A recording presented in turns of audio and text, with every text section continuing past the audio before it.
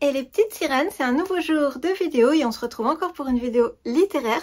C'est bientôt les grandes vacances approchent à grands pas, peut-être que tu es déjà en vacances, peut-être que tes enfants vont être en vacances incessamment sous peu. Donc aujourd'hui j'avais envie de te proposer encore un livre jeunesse, un magnifique ouvrage jeunesse pour découvrir la mer en famille cet été si tu pars à la mer ou à l'océan. Donc l'ouvrage s'appelle Plonger dans l'océan, il est écrit par deux Italiens il me semble, nommés Gianberto Accinelli et Giulia Zaffaroni. Comme d'habitude, hein, tu m'excuses pour la prononciation. Il est sorti aux éditions Nathan, je crois que c'est Nathan Jeunesse même. Et c'est un livre qui est sorti cette année au mois d'avril, donc c'est un livre que tu trouves facilement partout. À l'heure actuelle, c'est idéal pour les grandes vacances, comme je te disais. Il fait quelque chose comme 80 pages, c'est pas un livre énorme, et il coûte quelque chose comme 22,90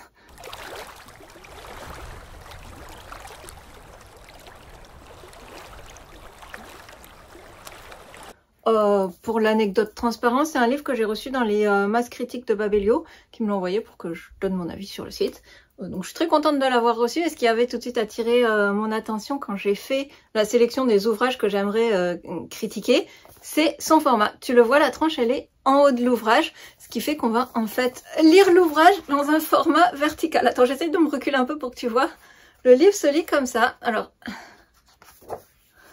c'est absolument déroutant.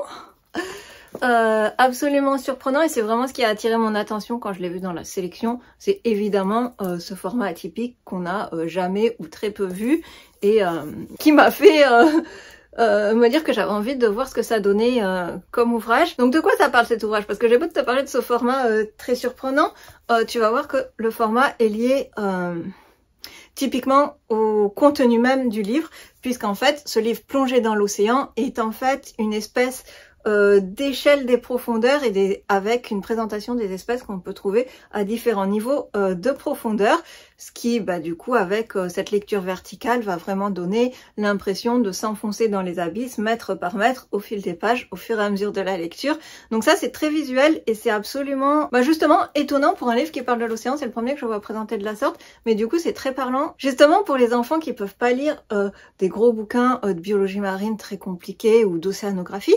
Ça va leur permettre de comprendre en un clin d'œil grâce à la disposition du livre et notamment grâce à cette petite échelle graduée. Attends, je te cherche une page. Les pages, voilà, sont graduées sur la tranche, sur le côté avec le métrage des profondeurs. Je ne sais pas si ça va faire la mise au point, ce qui permet de situer à quelle profondeur se situent les espèces présentées sur les pages. Mais du coup, c'est très visuel et justement pour les enfants qui auraient du mal à aborder ces notions de différentes zones de l'océan, que ça soit la zone épipélagique, la zone mésopélagique, adopélagique, ça va leur permettre justement de voir qu'est-ce que c'est que cette histoire de zone, qui habite où, parce qu'en fait l'océan c'est une espèce presque de grand immeuble où à chaque étage vivent des espèces différentes, et du coup c'est très visuel, et pour les enfants ça permet de comprendre en un coup d'œil qui vit où,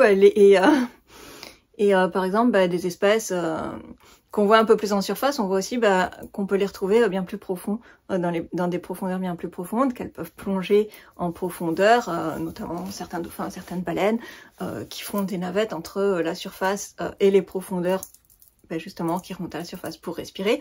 Donc ça c'est très visuel, et franchement j'ai vraiment été étonnée par ce format, et plutôt séduite par ce format, et surtout du coup avec cette échelle graduée et cette présentation, on s'enfonce de plus en plus.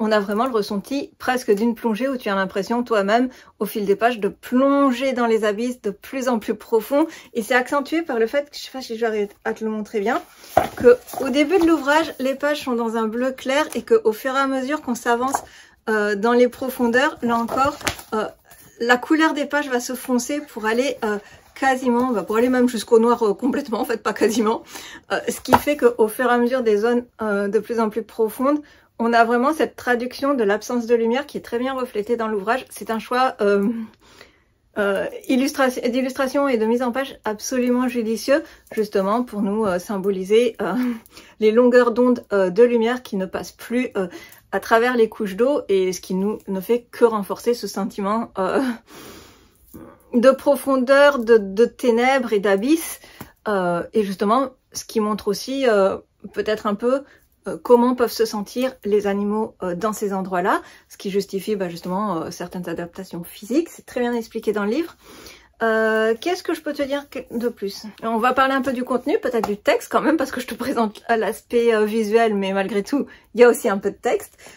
J'ai trouvé que le livre est conseillé à partir de 7 ans. Effectivement, je le conseillerais pas forcément en dessous, parce que le vocabulaire est quand même un peu soutenu. Il y a des vrais termes scientifiques qui sont utilisés. Comme je te le disais, il y a des termes typiquement scientifiques qui sont utilisés pour décrire les différentes zones d'eau, comme la zone adopélagique ou la zone épipélagique, mais aussi d'autres mots propres, encore à la biologie et plus spécifiquement à la biologie marine, du style des mots tels que lucifuge, c'est-à-dire des animaux qui fuient la lumière, qui ne supportent pas la lumière et qui la fuient. Donc, peut-être que ton enfant, s'il veut lire tous les textes tout seul, il va avoir quand même besoin d'un adulte à côté, et ce que justement, bien, vous partagerez un bon moment pour lire l'ouvrage ensemble. Indépendamment de ça, évidemment, l'enfant peut feuilleter et s'amuser avec le livre bien avant 7 ans, mais s'il veut comprendre l'intégralité du livre, même après 7 ans, voilà, il va certainement avoir besoin d'un adulte avec lui pour comprendre l'intégralité des termes utilisés. Moi, je trouve ça intéressant d'avoir des livres pour enfants comme ça, qui s'adressent pas aux enfants comme à des bébés ou des attardés qui utilisent les vrais mots. Souvent, les mots compliqués sont plus ou moins expliqués dans les phrases qui suivent, mais c'est pas toujours évident à saisir, je pense, quand t'es un enfant. Donc bon, il faut peut-être qu'il ait son parent avec lui pour le lire, mais moi je trouve ça plutôt positif d'avoir vraiment les vrais termes qui sont employés, même si ça rajoute une petite difficulté. Si t'as un enfant qui est passionné de l'océan, il est jamais trop tôt pour lui apprendre les bons mots, si je puis dire. Évidemment, au niveau du texte, ça parle de l'océan, mais ça parle aussi un tout petit peu de la Terre pour situer. On n'est pas largué dans l'océan de but en blanc sans rien. Il y a un tout petit contexte qui est là pour expliquer comment la Terre s'est formée, comment les océans se sont formés, comment la vie est apparue sur Terre et dans les océans. Donc ça, c'est aussi très intéressant. Et évidemment, on peut retrouver aussi un espèce de discours ou une mise en lumière de certains points écologiques qui sont malheureusement des grandes questions à l'heure actuelle, comme le réchauffement des océans, la fonte des glaciers, etc. Rien de bien nouveau. Je pense que dans de plus en plus d'ouvrages pour enfants, on en parle aussi. Malheureusement, ce sont des termes et des questions que les enfants entendent tous les jours dans les médias ou dans les conversations de leurs parents ou à la télé. Donc, c'est de plus en plus aussi abordé dans ces questions-là. Je trouve que c'est pas mal fait. Ça mentionne souvent un de ces problèmes-là de façon assez brièvement, c'est pas hyper développé, hyper poussé, mais par contre ce qui est sympa c'est que souvent les auteurs proposent des petits gestes, des petites actions que l'enfant peut faire au quotidien pour pas pour limiter le problème, mais pour prendre conscience, par exemple, qu'on jette pas ses déchets n'importe où parce que ça atterrit dans la mer, qu'on économise l'eau qu'on utilise. Des petites actions très très simples à faire au quotidien que tu fais certainement déjà à la maison, mais du coup c'est bien aussi de le rappeler, de le montrer. Qu'il n'y a pas d'âge pour s'investir et pour se poser des questions. C'est pas anxiogène comme ça peut l'être dans certains livres, c'est juste mentionné comme ça à titre informatif si je puis dire. Enfin, pour finir, encore 2 informations à te donner sur le livre. Quelque chose que j'ai bien aimé aussi dans l'ouvrage, et je vais te le montrer, c'est quelque chose que tu vas voir, c'est que dans les espèces qui sont décrites, toutes les espèces sont pas accompagnées d'un texte, mais par grand chapitre, grand thème, il y a une ou 2 espèces qui comportent justement un petit texte explicatif dont on va, nous présenter un peu les spécificités et notamment les spécificités en termes d'adaptation biologique, comment l'animal a développé des capacités et a développé une adaptation physiologique pour survivre à des conditions plus ou moins extrêmes, par exemple que ce soit à des températures très froides ou à une pression très élevée, à l'absence de lumière. Donc tout ça c'est plutôt bien expliqué dans les textes assez courts, tu le vois, ce sont pas non plus des gros textes, hein, ça se lit très très vite, on va pas se mentir, c'est un livre qui fait même pas 100 pages, tu le lis très vite. Maintenant ce que j'ai aimé c'est que dans justement ces espèces qui sont présentées pour lesquelles on nous met un petit texte, c'est le choix des espèces. Ce sont pas forcément les espèces les plus connues ou les plus emblématiques, telles que les dauphins ou les baleines, même s'ils sont illustrés dans l'ouvrage, mais ceux qui ont un petit texte, ça va plutôt être des espèces un peu moins connues, et justement pour les faire découvrir aux enfants. Je pense notamment à des espèces comme le sélacanthe ou le régalec, bien connu des joueurs d'Animal Crossing, évidemment. Mais du coup, c'est plutôt sympa. J'ai trouvé que l'accent est et la mise en lumière soit justement apportée à des espèces un peu moins connues que ce que tu peux lire dans n'importe quel bouquin pour enfants sur l'océan globalement. Ça va là encore donner plus envie de découvrir en profondeur l'océan et de voir que même quand on connaît des choses et même quand on pense qu'on connaît des choses, il y a toujours de nouvelles espèces à découvrir. Ça, j'ai beaucoup apprécié. Maintenant, seul petit point négatif de l'ouvrage. Déjà, les illustrations, elles sont très mignonnes, elles sont très attachantes, mais on n'est clairement pas sur des illustrations du niveau de Océanarium. Je fais ça parce que il est là-haut dans ma bibliothèque, bibliothèque au-dessus de ma tête. Tous les espaces sont occupés, il n'y a plus de place dans cette maison. Donc du coup, les illustrations sont beaucoup moins à couper le souffle que dans Océanarium. Je te mets quand même l'affiche là si tu n'as pas vu la critique. S'il y a un seul livre que tu dois acheter pour découvrir l'océan, un beau livre illustré, c'est vraiment Océanarium. Celui-là, les illustrations sont un peu plus simples. Je pense peut-être aussi un peu plus numériques. Ce qui fait que, après c'est une question de goût et de couleur, mais moi j'accroche beaucoup moins avec l'illustration numérique. Je trouve ça trop plat, je trouve ça souvent... ça manque de vie et ça manque d'une patte artistique, si je puis dire, de l'empreinte justement de l'illustrateur. Bien que c'est pas un travail bâclé, hein. Les illustrations sont absolument adorables, sont absolument mignonnes et globalement elles servent très bien l'ouvrage, on n'en demande pas plus, mais je trouve que voilà, on est vraiment sur de l'illustration jeunesse ultra simplifiée, là où Océanarium avait un détail de précision incroyable. Donc voilà. Petite, pas déception, mais voilà, point un peu en dessous de l'ouvrage, c'est les illustrations. Je suis un peu moins fan. Et surtout, bah, le point négatif de l'ouvrage, c'est en fait aussi son point fort, c'est ce format à la verticale. C'est très sympa, mais c'est pas la panacée à lire, dans le sens où tu es obligé de le lire soit appuyé sur tes genoux, soit sur une table, parce qu'en fait, quand tu vas arriver... voilà. À le lire comme ça, ben, au bout d'un moment, tu as tout le poids sur le haut du livre, lire le texte en haut, lire le texte en bas, c'est pas le plus pratique. Après, c'est un livre qui fait 80 pages, ça se lit très bien et les textes sont assez courts, donc c'est pas non plus l'handicap du siècle, mais c'est vrai qu'en termes de confort de lecture, c'est pas le plus facile à lire. Si t'es un enfant, t'as des toutes petites mains pour porter ce gros livre qui est quand même un format, je pense, presque A4, même un chouïa plus grand que A4, un chouïa plus large que A4.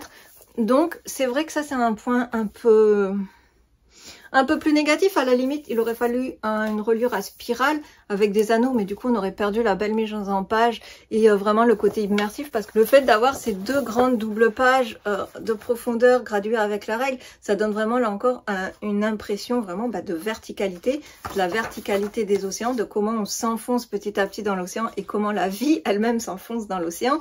Donc d'un point de vue mise en page et stratégie d'édition, si je puis dire, c'est extrêmement réussi et extrêmement parlant.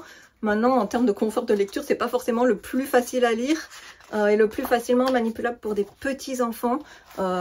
Peut-être aussi une raison pourquoi il n'est conseillé qu'à partir de 7 ans. Mais globalement, c'est vraiment un ouvrage à lire en famille pour lequel tu vas te régaler et tes enfants vont se régaler s'ils sont un petit peu fans de l'océan aussi. Je fais pas plus long parce que je pense déjà que cette vidéo est bien trop longue pour te parler d'un livre de 80 pages.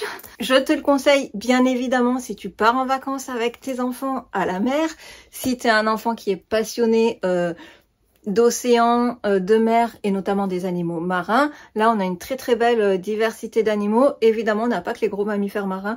On a aussi des poissons, des mollusques, des pieuvres, il me semble, et les bestioles toutes plus effrayantes les unes que les autres qui peuplent les abysses. C'est personnellement l'un des chapitres que j'ai le plus préféré. C'est personnellement l'un des points des chapitres sur lesquels j'ai appris le plus de choses, parce que j'adore l'océan, mais je suis un tout petit peu moins calée en créatures des abysses que dans d'autres bestioles telles que les mammifères marins par exemple, ou les méduses, pour ne citer qu'elles. Tu connais ma passion pour les méduses et c'est la prochaine vidéo littéraire qui sort, avec un petit coucou aux amis du musée de Monaco, du musée océanographique de Monaco. Mais tout ça pour dire que voilà, moi j'étais un peu moins calée sur les particularités physiologiques des bestioles des abysses et que même moi j'ai été contente de piocher des petites anecdotes. Alors, évidemment j'ai pas eu la révélation du siècle qui a remis toute mon existence et toutes mes connaissances en question, mais avoir des petites informations, des petites anecdotes supplémentaires. Je pense notamment à la crevette, je crois qu'elle s'appelle des abysses, qui pour supporter l'acidité des océans dans les abysses a développé un exosquelette, c'est l'espèce de carapace qu'ont les crevettes, et normalement à base de calcaire, à base de calcium, et qui dit acidité dit que le calcaire se dissout, et du coup elle a développé une espèce de carapace d'exosquelette à base d'aluminium, il me semble, qu'elle trouve et qu'elle extrait de son environnement. Donc tu vois, c'est plutôt des petites anecdotes comme ça qui sont présentes dans le livre et qui sont passionnantes à lire, qui même si toi t'es adulte, tu peux trouver des petits trucs où tu disais « Ah tiens, j'avais entendu parler qu'il y avait une crevette qui avait un exosquelette à base d'autres minéraux, mais je savais pas lesquels. » Et ben voilà, t'apprends même des choses à l'âge adulte en lisant ce livre, donc je suis pas plus long, je t'encourage vivement à le lire et à le lire en famille. N'hésite pas à être là si tu l'offres à ton enfant et à lui donner des petits conseils, enfin pas des petits conseils lecture, mais à commenter et à discuter de cette lecture avec lui. Je pense vraiment que c'est un très très bon moyen d'apprendre cette histoire de profondeur, cette histoire de différentes zones d'eau, et cette histoire de qui habite dans quelle zone d'eau et pourquoi et quels sont les enjeux d'habiter et de vivre et de devoir se nourrir dans telle ou telle zone d'eau, et en fonction de la profondeur à laquelle on est, les enjeux et les défis sont pas du tout les mêmes, et c'est très bien expliqué dans le livre. Donc voilà, c'est quand même un coup de cœur. Je trouve qu'on a de très beaux livres pour enfants à l'heure actuelle qui sortent en librairie, avec vraiment un niveau d'explication assez poussé. N'exagérons pas, mais vraiment où tu as des vraies informations et où on parle pas aux enfants comme des demeurés, donc c'est plutôt appréciable d'allier à la fois un ouvrage qui est beau, qui est joli et immersif, et des informations qui sont quand même plutôt passionnantes. Voilà. Je fais pas plus long, je te dis à très bientôt. Bonne lecture, et n'hésite pas à me dire si tu l'as lu, si tes enfants l'ont lu, ce qu'ils en ont pensé, qu'est-ce qu'ils ont pensé du format vertical aussi, parce que moi je t'en parle avec mon ressenti d'adulte, mais peut-être que les enfants ils adorent, ils trouvent pas ça compliqué à lire, peut-être qu'ils vont le lire allongé par terre en fait, et que ça sera moins fatigant pour eux à lire à bout de bras. Donc voilà, n'hésite pas à me dire comment les enfants jouent et manipulent ce livre. Je trouve vraiment que le format est étonnant, et rien que pour ça je ne peux que te le recommander encore et encore et toujours.